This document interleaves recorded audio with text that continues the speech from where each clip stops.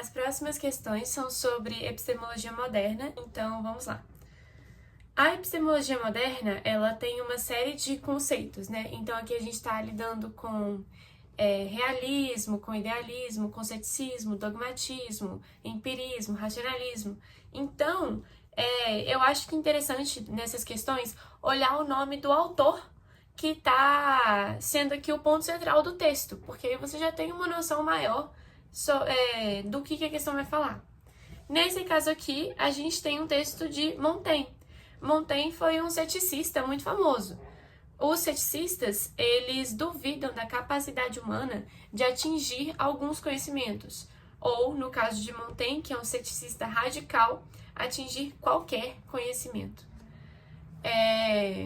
Só um adendo aqui, né? Revisão de matéria. O oposto dos ceticistas são filósofos dogmatistas, que acreditam que o ser humano consegue, sim, atingir todo tipo de conhecimento, atingir todo tipo de verdade em sua forma mais elementar. Bom, no texto, o autor apresenta uma concepção que entende a racionalidade humana como: para Montaigne, a racionalidade humana é algo a qual deve se duvidar. Então, Montaigne vai basicamente colocar em xeque a veracidade tanto dos sentidos do ser humano, então visão, tato, olfato, quanto da razão.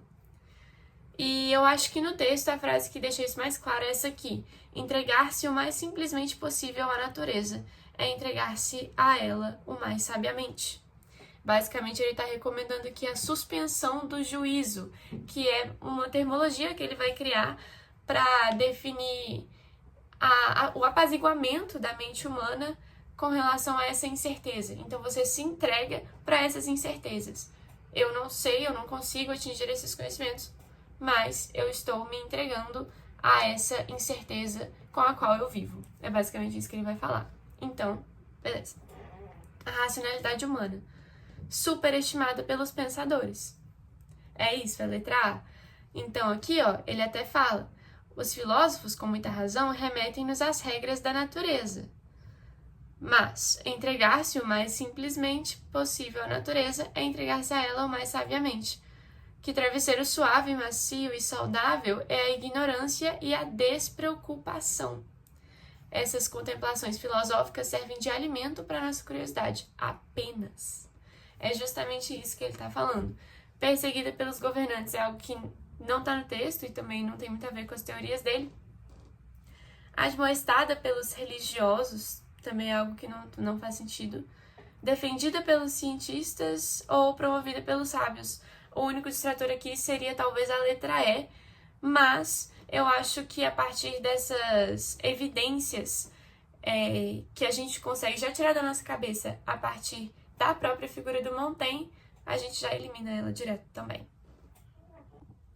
A próxima questão aqui vai falar de Francis Bacon. Bacon é um empirista, ou seja, ele é um filósofo que vai afirmar que o ser humano pode e deve confiar nos seus sentidos e que é por meio deles e da experiência a partir deles que nós conseguimos achar os conhecimentos. E Francis Bacon também vai ser um defensor da ciência. Ele vai falar que para o homem conhecer a sua própria natureza, ele precisa consultar a natureza. Ele vai defender o método científico de análise como o único verdadeiro e útil para atingir esses conhecimentos. Então, vamos lá. Com base na leitura do texto, a crítica central do filósofo Francis Bacon direciona-se a... Qual que é a crítica de Francis Bacon? Francis Bacon vai criticar muito o aristotelismo, que vai entrar em xeque na época da modernidade para uma série de filósofos. Então, aqui você tem no texto a reverência à antiguidade, o respeito à autoridade de homens tidos como grandes. É aqui, ó. Desse tipo de consenso já falamos antes. Elas retardaram os homens na senda do progresso das ciências. Então, a reverência à antiguidade retardou os homens. Ela causou um atraso. No tocante à antiguidade, a opinião dos homens é totalmente imprópria, essa reverência. E a custo congruente com o significado da palavra, antiquada, no sentido pejorativo. Então, afirmar a impossibilidade da verdade objetiva. Não. Para Francis Bacon, as verdades objetivas estão para ser achadas na ciência. Desaprovar a veneração da autoridade antiga. É justamente isso. Sustentar a superioridade da filosofia tradicional vai contra o que ele falou, se a gente está considerando tradicional aqui como a clássica da antiguidade. Defender a inviabilidade de observação empírica, muito pelo contrário, Francis Bacon era um empirista. E, por último, abandonar a relevância da reflexão especulativa. Não, tanto que Francis Bacon vai defender o método indutivo, que é aquele de partir de uma série de análises particulares para chegar numa conclusão geral. E um pequeno adendo aqui, Francis Bacon era um empirista, certo? E o contrário dos empiristas são os racionalistas. Então, os racionalistas vão afirmar que o homem não pode confiar nos sentidos, que os sentidos eles são enganosos e que ele deve, portanto, chegar às verdades do conhecimento por meio do exercício da razão.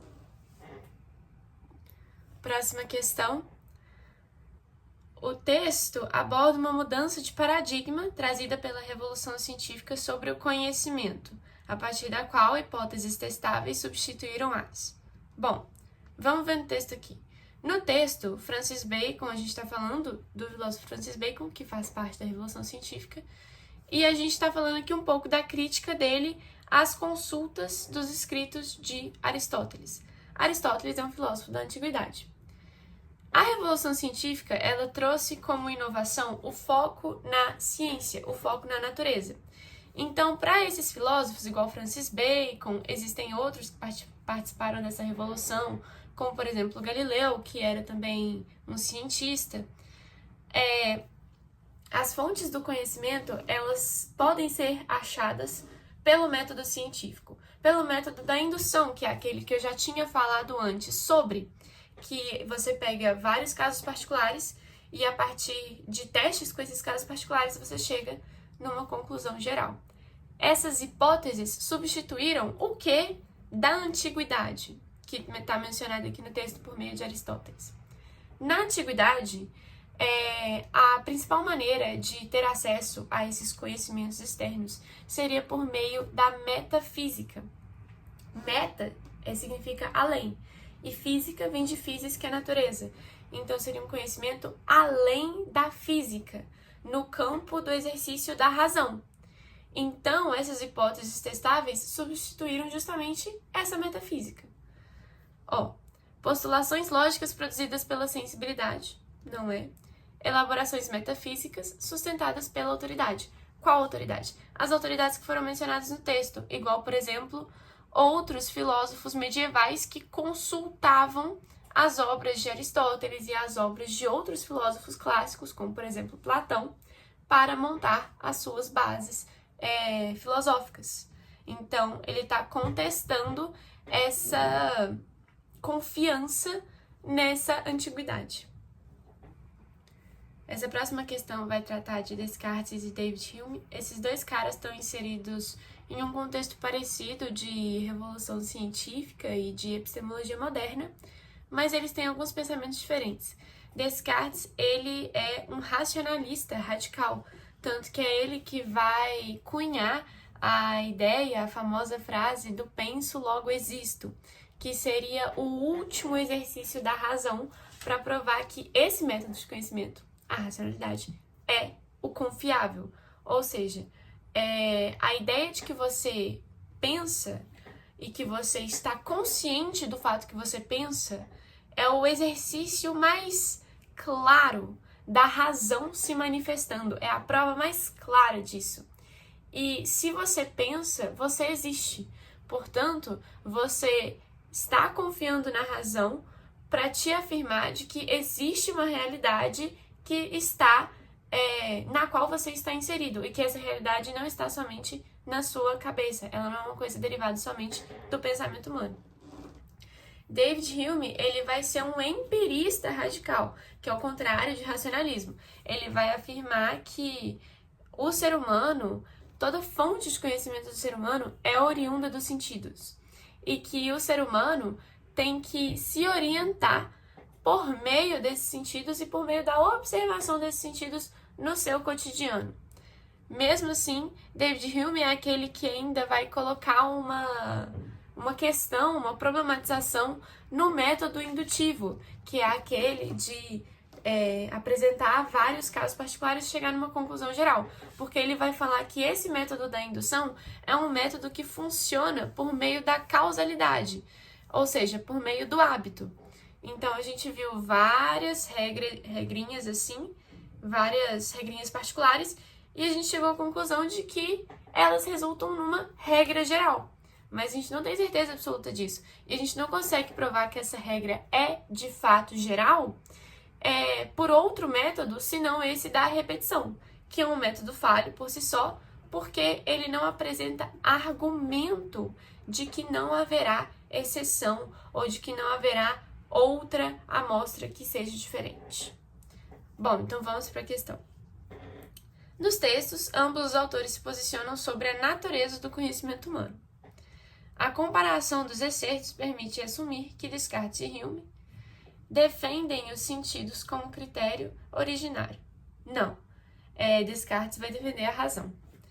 Entendem que é desnecessário suspeitar do significado de uma ideia na reflexão filosófica e crítica.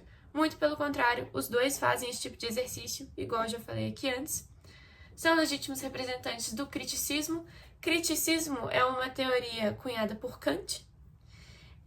Concordam que conhecimento humano é impossível em relação às ideias e aos sentidos.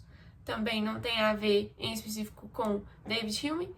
E atribuem diferentes lugares ao papel dos sentidos no processo de obtenção do conhecimento. É justamente isso. É muito importante lembrar o nome e as teorias desses principais filósofos, porque quando você tem esse tipo de questão, você já mata ela de cara, porque você já sabe o que o cara pensa. E aí, a partir de uma rápida leitura do texto base, você consegue inferir o que a questão está pedindo. E a partir da leitura do enunciado também, é claro. Então, eu acho que quando a gente fala de epistemologia moderna, que é uma coisa que tem vários conceitos, é interessante guardar o nome desses filósofos. Bom, a questão estava falando um pouco de criticismo de Kant e eu acabei não colocando exercícios disso, mas eu acho interessante fazer uma rápida revisão dessa matéria. O criticismo é a solução que Kant vai dar para essas questões, esses problemas do conhecimento. E Kant vai basicamente falar que o ideal não é focar em conhecer a realidade em sua totalidade, porque existe, e ele vai afirmar isso, uma realidade fora do ser humano, para além do ser humano. Mas ele vai falar que nós não conseguimos conceber, conhecer essa realidade de maneira completa, porque nós estamos confinados aos nossos sentidos, às nossas denominações a priori. São aquelas com as quais nós conseguimos perceber o que está à nossa volta, e sem as quais nós não conseguimos perceber o que está à nossa volta. Por exemplo, tempo e espaço. O ser humano só consegue conceber, seja qualquer tipo de conhecimento ou de ideia, dentro de uma lógica de tempo e espaço. Nós não conseguimos entender nada fora disso, Kant vai afirmar. E, portanto, não faz sentido procurar aquele tipo de realidade e aquele tipo de conhecimento que está para além disso. Porque o que está dentro de nossas concepções a priori vai funcionar para o ser humano. Então, ele cria uma ideia que chama de idealismo transcendental, que vai ser basicamente uma subjetividade objetiva. O que é isso? A nossa concepção de realidade ela é subjetiva, porque ela está restrita aos nossos conhecimentos a priori, ou seja, às nossas determinações, aquilo que a gente consegue conceber. Mas, como esses conhecimentos a priori, eles são universais para todos os seres humanos, e nós só conseguimos conceber coisas dentro desses conceitos, tudo o que nós concebermos dentro desses conceitos, então, como por exemplo, as leis da física, será objetivo. Por que será objetivo? Porque funcionará para o ser humano. Então, o que ele vai estar querendo dizer, em palavras extremamente informais, é que basicamente não interessa se as leis da física não funcionam nessa realidade que está externa ao ser humano, ou se elas não são aplicáveis nessa realidade. Porque nós, como seres humanos, não conseguimos conceber, entender ou acessar essa coisa externa a nós. Entendeu?